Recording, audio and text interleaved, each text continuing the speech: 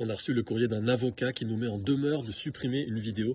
C'est la vidéo d'une enquête qu'on a faite sur des pratiques de chasse sur des étangs. Et c'est l'avocat du propriétaire d'un des étangs qui me reproche d'avoir diffusé des images, des lieux. Il y a même un constat qui a été fait par un commissaire de justice, une sorte d'huissier qui a regardé la vidéo, il a fait des captures d'écran. Il a dit on voit un homme au début de la vidéo, pas sur l'étang, je précise plus loin.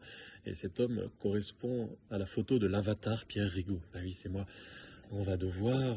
Maintenant, je ne vais pas la supprimer, la vidéo, parce que ça me semble important d'informer. Donc, je vais même la remettre juste après, à la fin de mon petit topo là, en rappelant d'abord qu'on ne s'en prend jamais aux chasseurs en tant qu'individu, on ne s'en prend pas aux personnes, et ne vous en prenez pas aux personnes.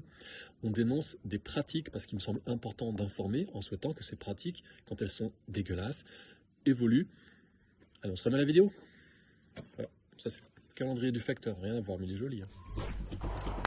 Zone de guerre. Malheureusement, on est obligé de reconnaître ça, et c'est compliqué. Donc là, un vol de canard qui vient de la Belgique et qui va passer côté français, et donc qui va se faire plomber.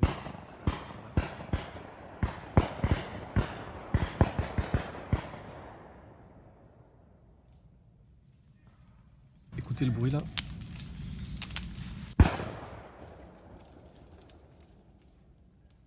On se croirait en guerre, on est sur la frontière franco-belge. Ici c'est la Belgique, dans une réserve où les oiseaux ne sont pas chassés. Et là, côté français, ils sont chassés abondamment. Et on est le 21 août, c'est le jour de l'ouverture de la chasse au gibier d'eau, comme on dit, dans ce secteur en France. Et les chasseurs sont positionnés pour tuer les canards qui franchissent la frontière. Pourquoi ils vont en France, les canards, se faire tuer? Parce qu'en fait, les chasseurs les attirent pendant des semaines avant en les nourrissant au grain. Et quand les chasseurs tirent vraiment sur la frontière, eh bien, les plombs ensuite retombent. Et un plomb, c'est exactement ça. C'est une petite bille de métal. Dans chaque cartouche, dans chaque coup de feu que vous entendez, en fait, c'est plusieurs centaines de petites billes de métal qui sont dispersées ensuite, qui retombent. Et on se les prend ici sur la frontière. En fait, ça retombe côté français, mais ça retombe aussi côté belge. En fait, ce qui se passe ici, c'est que les chasseurs français profitent de l'existence d'une réserve où les canards sont tranquilles pour les flinguer dès qu'ils passent la frontière. Ça rigole beaucoup. Ça rigole beaucoup, là, ça rit grassement. On est content de tuer des canards, là.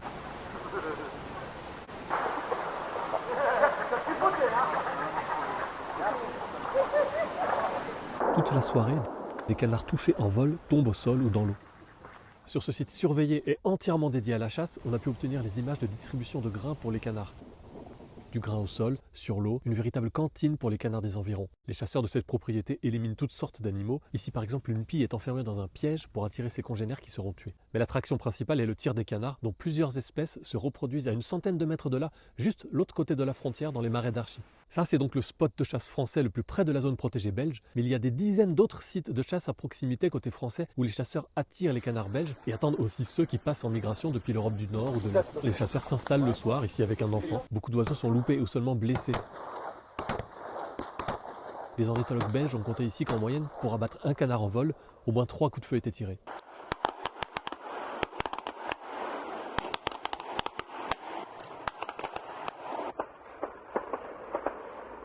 Zone de guerre, c'est impressionnant. Ça tire de partout depuis que la nuit est en train de tomber, parce que les canards vont surtout se nourrir en partant en vol à la tombée de la nuit, et là ça flingue dans tous les sens.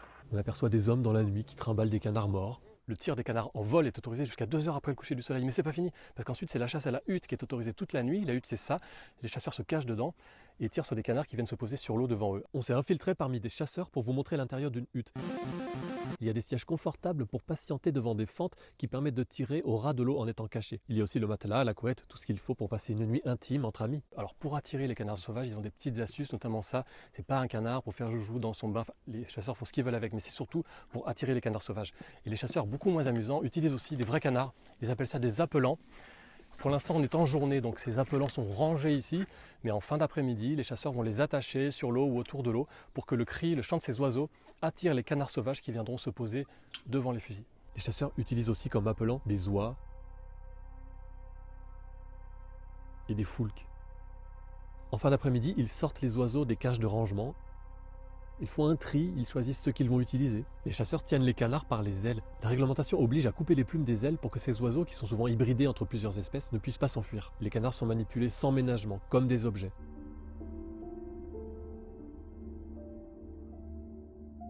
Ce chasseur porte 3 canards en même temps. Les canards sont attachés directement sur l'eau ou sur un petit plateau avec un fil à la patte.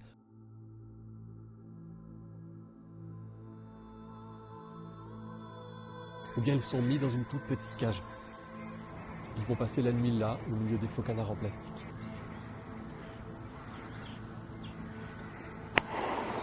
Donc les chasseurs français profitent d'une réserve naturelle belge pour faire des cartons en France, principalement sur des canards colverts. Et même lorsque les oiseaux viennent d'ailleurs en Belgique, où la chasse des colverts est autorisée, il y a beaucoup d'autres espèces de canards qui sont protégées en Belgique, mais pas en France. Donc c'est tout bénéfice pour les chasseurs français, mais attention, ils doivent quand même savoir sur quoi ils tirent, parce que même en France, il y a certaines espèces de canards dont la chasse est autorisée dans des périodes plus restreintes que celles des colverts. Par exemple, les canards chippeaux, qui ressemblent beaucoup aux colverts.